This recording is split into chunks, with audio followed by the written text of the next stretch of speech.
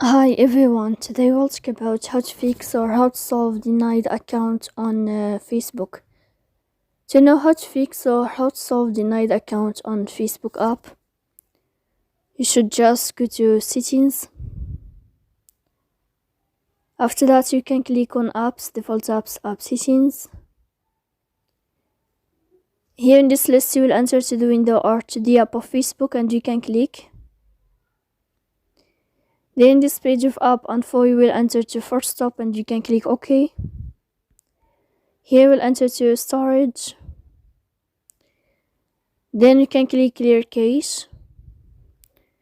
Don't click clear data because that can cause you errors in your app. In the end, you can turn off your phone and you can wait a moment to turn on your phone again. So please don't forget to support us by like and subscribe. See you next time.